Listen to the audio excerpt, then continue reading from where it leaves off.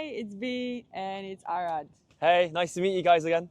Today we're going to do even more for you guys by sharing a bit of our tips about how you can go successfully through application processes, especially when it involves huge competition, when you have to stand out, and in the most competitive industries such as finance, international development, and whatever other roles you might be considering. Our advice today can be applicable to different careers. Definitely. We're going to start talking about how you prepare for recorded interviews, which in my opinion are usually focused on three questions: why you, why the company, and why the industry. Most of the questions that you would be expecting would be things like, tell me about yourself. Oh, the classic question, Tell guys. us why you, tell us why us, why do you want to work for our company, or some questions related to the industry. What other questions would you encounter? Yeah, I think you've really covered the grand variety of the questions. Sometimes you may get curveballs as well. I've had for finance, for example, one of the questions in these recorded interviews will be, tell me something in the news recently read about XYZ industry, XYZ position.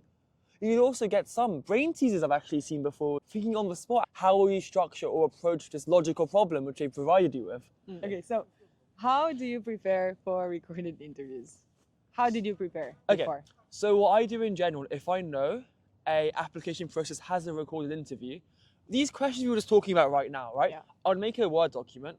I'd put these most likely questions to come up, each one in bold, and I'll make a bullet point plan for every single one. That's the first thing I'll do. You're more digital on this one. I personally prefer to do them by hand because I think it promotes memory retention. So it's easier for me to learn them. Okay, so then do you do this next step? What I like to do is I actually record myself as if I was doing the interview already, and I'd actually play it back and listen to myself I've done that as well. too. Why do you think that's important? I think it's important because from my experience, if I don't do this, the first time you're looking at the camera, I'm a bit You tense shake, sometimes. yeah, I'm yeah. tense. I sound maybe a bit It's more so robotic. unnatural. It You feels see unnatural. yourself talking to the camera and It it's just so feels unpractical. weird. It You feels really weird. no one trains you for that. Exactly. So guys, I know it may feel awkward at first, but let's try doing your first few rounds. Time yourself. That's another thing. The reason why I pre-record myself as practice is because you only have, let's say, 1 to 3 minutes. It depends on the company, right? How long you actually have to record the interview. You don't want to go over. You don't want to rush. You don't want to be cut off at the end, because that's not going to look good. And it shows you don't have great time management skills, for example. Practice is 100%. key. Definitely don't think you're going to be amazing without practice. I think every one of us will just find themselves flustered, embarrassed, and you fight that by practicing. You also reduce the amount of words. Oh, yeah, if you can, guys, That try and you avoid really that through have practice. 1 minute and a half, and you don't want to waste your precious seconds with filler words. That's a very good point, actually. I always find myself doing this. You just have to practice. Especially if you're not a native speaker like you. Great. Another piece of advice that I would share about preparation, how I prepare the answer in terms of research. I think about myself, I really put those weaknesses, strengths. You might expect questions about your soft skills. So I think about those elements, and then I also do research about the industry and about the company. So let's talk about how we do research about the company, because I think even at the level of the recorded interviews, we already need to have a good understanding of the company and of the role. So how do we go about that? I personally start with the annual report. Yeah, I was going for that as well. I think we mentioned that in the last video, didn't we? Yes, exactly. You should take a holistic approach to researching a company, not just the About Us page, but going at things like example transactions, for example, could be a good one for a bank, investment banking. If you want to apply to consulting, example projects. I've actually had recorded interviews where one of the questions would be, please talk about a project of us which you've recently done and why it interests you. Yes. It's good to have that as preparation regardless, as well as researching What are the company. sources for this? So you have company website. Yes, that's you a good have one. news. News is very good. You have LinkedIn with keywords. LinkedIn's really good as well, actually. Yeah, So definitely. you really have to do a bit of investigator, Sherlock Holmes type of Again, if you research. want to work there, guys, like you should take and it's half an hour to like, have a look. And it's something that already proves your ability to research things that you will use in any job you're applying for. Definitely, yeah. Really good point, Bianca. So you do this research, and then what about the industry? Have you read before industry reports? I actually haven't done too much of this. I know you're a consultant in training, actually. Maybe you must be much more well versed in this than I am. Talk to me, actually. How do you do industry research? So, especially because for me, it involved changing my industry, Right. When I applied to this current job, I was coming from Okay. technology consulting and I was entering a new industry. And while I know that there are skills that you can just bring over, the knowledge, the technical knowledge, I think you need to build up Okay. and you need to make an extra effort to compete against people who are in the industry and know its ins and outs. So I was really looking at what are the challenges, what are the weaknesses, the strengths, what are the latest trends in the industry. And I think what really was an advantage for me was that I had a consulting approach where I acted as a consultant doing research on a company and trying to understand what would be a value proposition that I would put forward to the employer, almost like a project that I would sell. So I was trying to understand what are the current challenges of the players operating in this market, and then trying to also think actively about solutions. That's a really good way of putting it, actually. Yeah, it's perfect. Let's say you go to the day of the recorded interview. Okay. How did you feel being recorded? So I think that's where the practice really comes in. I think it helps settle the nerves a little bit. I would say, guys, make sure you dress smart as if it's an actual interview. They always say this, you should dress smart, but it's surprising. Some people just don't do it anyway. It's a very small thing. That's really important because when you feel like you're at the interview, mentally, you're already in that mindset, right? Going in prepared. Yes. Always look at the camera when you speak. Again, because we're not used to not having someone on the other side of the screen in this case, you may look away. I've been told as feedback of video interviews before, but sometimes they actually track your eyes using AI now for these things. They score you. And even the level of interest, they can measure it through the muscle smiling, moves, which is a bit dystopian already. But you have to prepare for this type of interview now. Smiling and looking. Easier said than done, right? But just doing such a small thing can actually go a long way in getting past this video interview stage. In my case, I went even further. What do you do? I really thought of all the little things that can positively shape the psychology of the employer. Okay. So I even thought about things like lighting and things about background, which is not something that I've done before.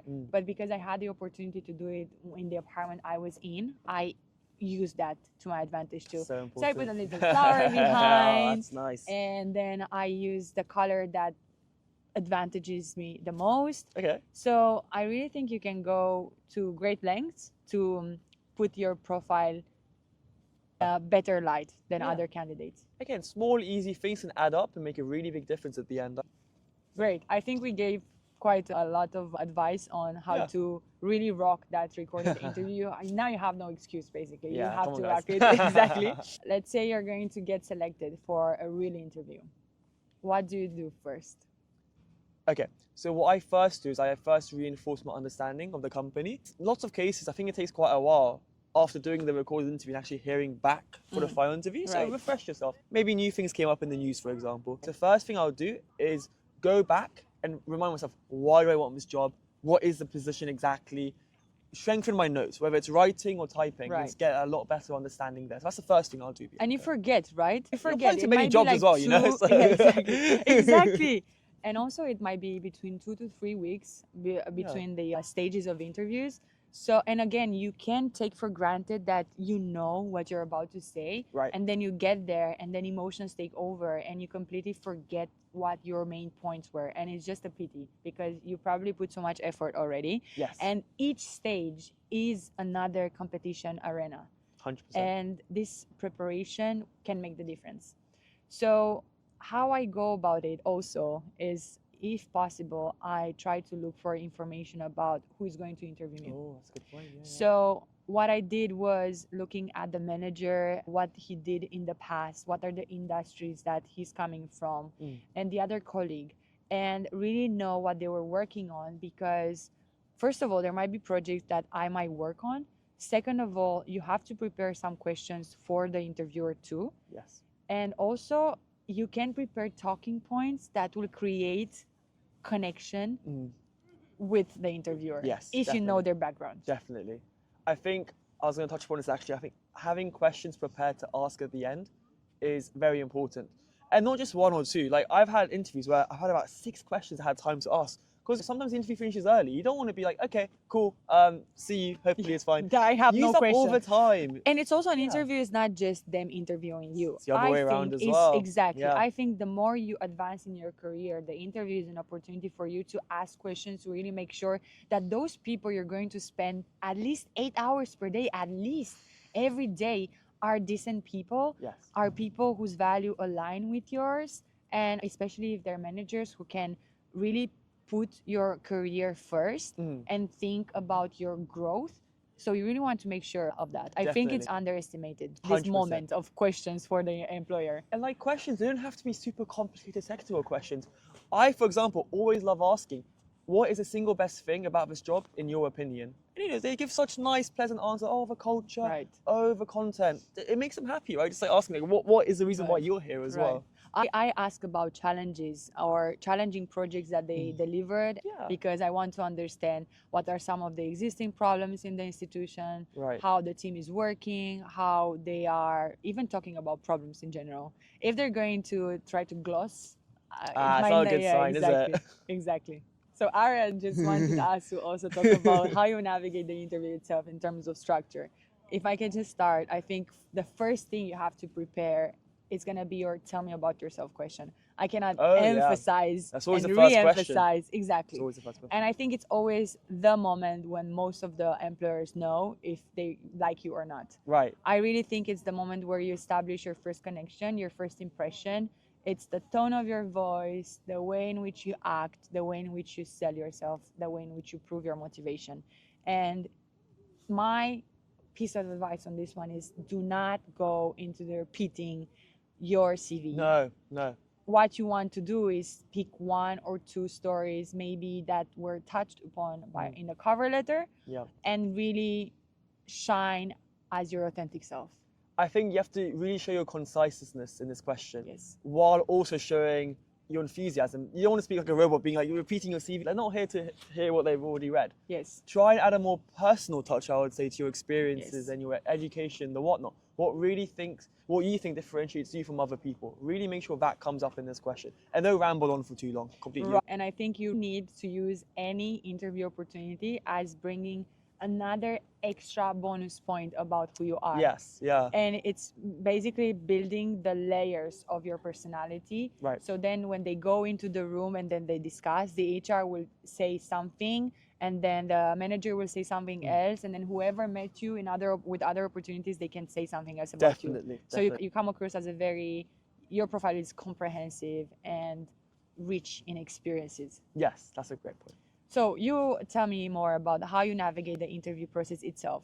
Sure. The interview, it can be for half an hour or an hour, let's say. So firstly, it's important to know what type of interview it is. They should usually say whether it's more technical based, case study, competency based. In all cases, just go over your CV, especially if it's competency based. These interviews, they dig in more into your experiences. They ask questions like, so what exactly do you mean by this XYZ projects you worked on? Go 1 or 2 layers deeper than whatever you wrote in your CV, so you're not caught out. That's a very good The worst thing you do is you start stuttering when they start asking about your former internship. And it's something that you've done, right? Exactly. It looks really bad, guys. Like, you have to come prepared, and you don't want to look like as if you've been making things up or not really showcasing the best self of yourself. So that's one thing, if it's competency-based.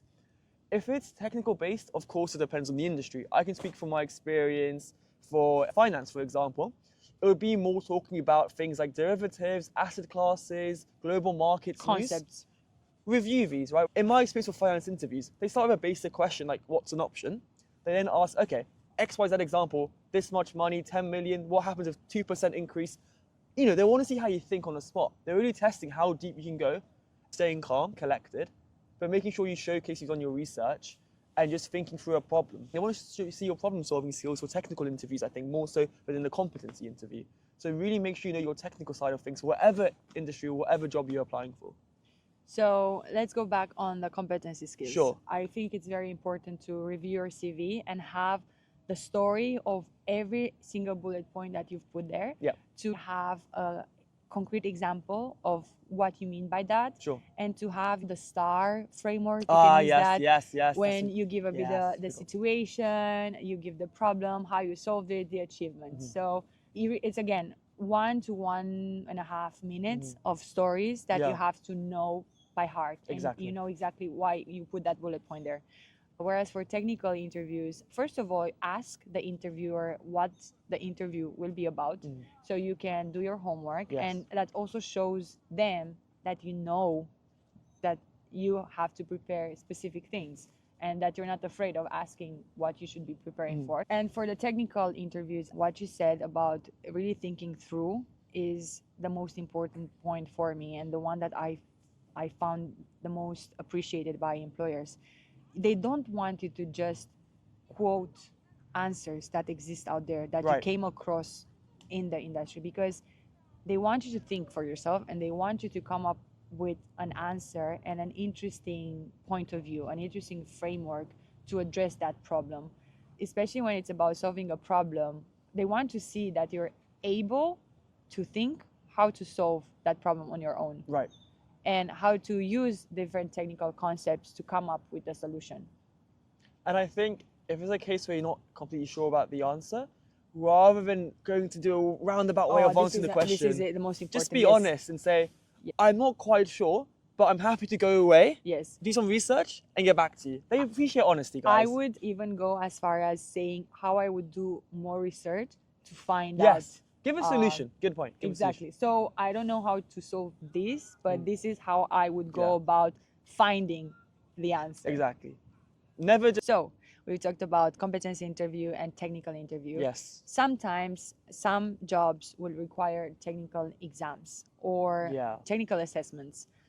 How I prepared for it before was doing a simple Google search where you find sources talking about what type of questions they ask, what type of technical concepts they've evaluated Yeah. before, and then also just simply putting down the set of concepts you think are crucial for that industry, reviewing that, and then I think you should be ready to go.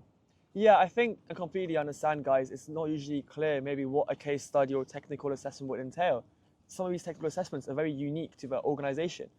So in some ways, the best you can do is just think, okay, if I were them, what would I be testing at this stage? Yes. Let's say I've applied, for example, for like investment management positions. A technical interview would be something to do with an Excel sheet. I would think, okay, like realistically, if I was working as an investment manager, what would I be using Excel for? Financial analysis. You do a bit of searching, Yes. digging deeper online, and I'm sure you can find any sort of materials. I'm sure there'll be something helpful. Even a little bit of like revision here and there of university concepts will go a long way when it's a timed assessment. Don't panic, okay? Make some notes, think about it, go over it as if it were an exam, you know? Yeah. And then remember, everyone else is in the same boat as you. If there's very little information provided by the employer, everybody will be on the same page. If you can do a little bit more and find out even a little bit more what you think they could be setting for this technical assessment, it could go a long way. Exactly. And again, it says a lot about your ability as a professional if you can anticipate the type of questions they might ask. Yeah. Because you need to understand a bit the industry and what your future role entails, and then you are capable of preparing for it. Yes. If you're not capable of anticipating that, then you might still have some gaps to fill in, and you can do that by talking with people who have similar roles or who are working in the industry, and try to understand what type of skills they might be testing. Yes. Great.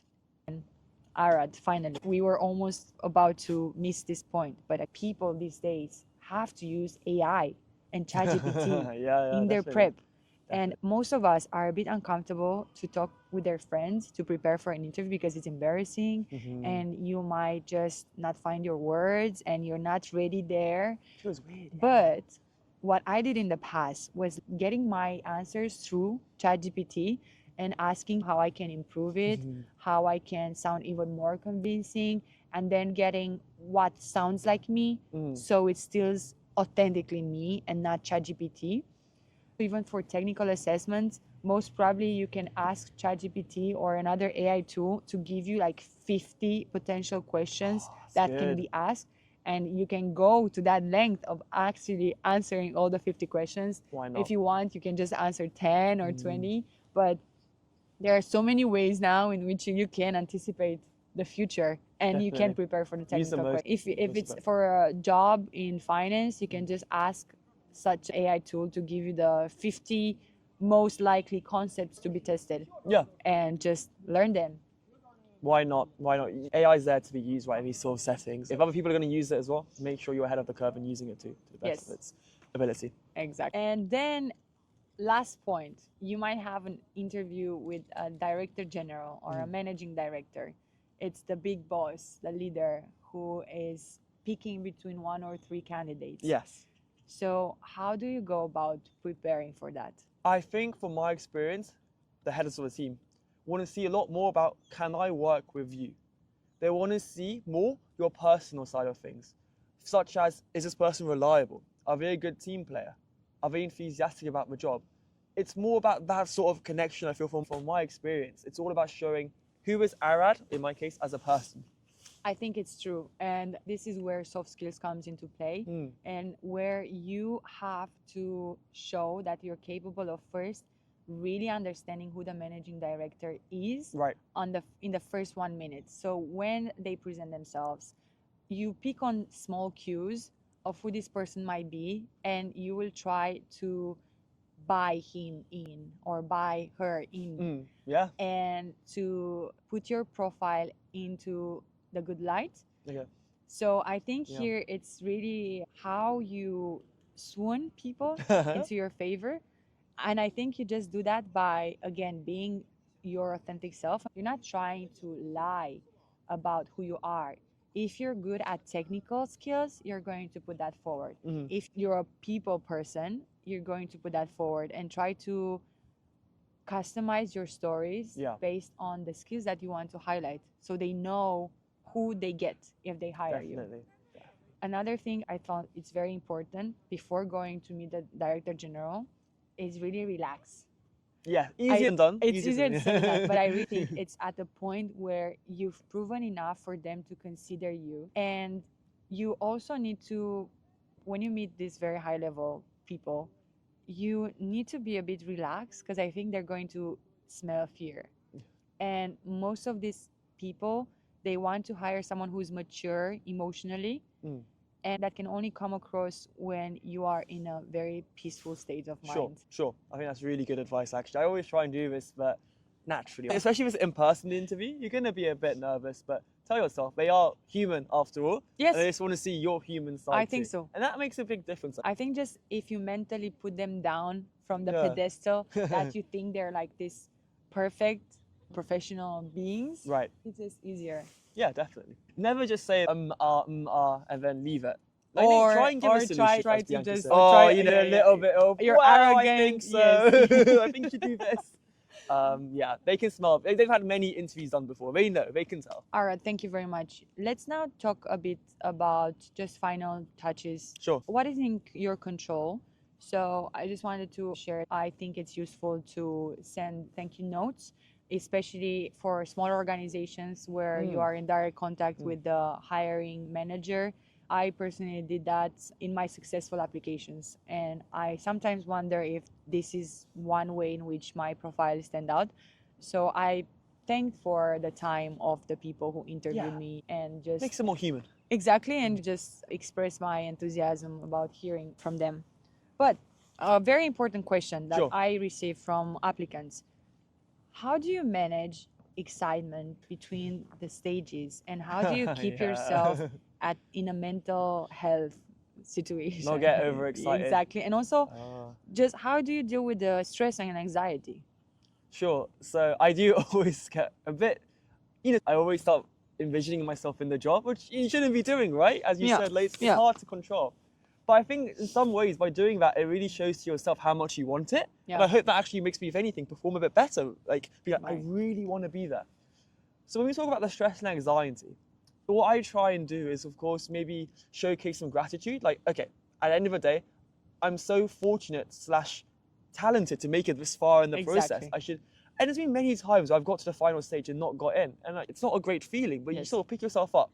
And then you never know what's around the corner, right? Yes. Because I presume you guys, like us, were applying to numerous jobs, right? Throughout your sort of time after university, during university or internships. There's always more on the horizon. I always tell myself, even if I don't get in, even if I'm scared right now about the outcome, about preparing myself, whatever happens, I would have learned something. And I'll use that experience regardless for the next time. That's a great piece of advice. So I had a bit of a different approach because you were like, excitement, excitement, let's go, let's do. I'm gonna give it my best. In my case, because of the times when I did that and I really took it hard upon myself when I got rejected from Right. opportunities I really wanted. So I think the greatest success I had was when I toned down my motivation and excitement to like 75%. So I personally have a 75% rule where I'm only getting 75% excited and I embrace good enough as good and Okay. the best, because usually the best scares people. The best put too much extra burden, and the best, that anxiety that creates of you trying to be the best will probably come off as anxiety and fear during the interviews, You don't want and that. will probably put some mental bottlenecks when you express yourself. So 75%, and then always just saying this is an experience, this is a process, this is something that I can learn from, and just be ready. Whatever happens, this is not the end of the world. We went through a global pandemic. There are worse things than not getting accepting into a job. And in my experience, most of the times when I got rejected, I was really redirected towards much better opportunities. I'd agree with that. I really Or would. it's just how you make the best out of what life gives you. Definitely. Great advice, Bianca. Okay, final words, guys. I think by now we should have answered most questions. Yeah. We were pretty comprehensive. If not, let us know in the comment box somewhere, and I'm going to grab Arad for maybe another session. course, If not, I'll always a try to pleasure. answer them myself. Oh, And any last words for them? I think when it comes to the application process, sometimes it can take a long time. It can be several months over the span of your application from start to finish. It's important, as Bianca said, maybe not to get too stressed out about it, too angsty about it. At the same time, though, stay driven and to remind yourself why you want the job in the first place. And I think that would really help going a long way to stay grounded, but also think, is this the best? Can I really be showing my best self in this application process? And if the answer is yes, then you know what to do. Prepare. AI, talking to friends, researching. It's almost like a part-time job in itself when you apply for jobs, in my opinion. Exactly. requires It's a good trial. hours It's a every week. trial of the job you're applying Yeah. for. So go for it, guys. Good and luck. with courage. Good luck. I'm B, and see you next time. And I'm Arad.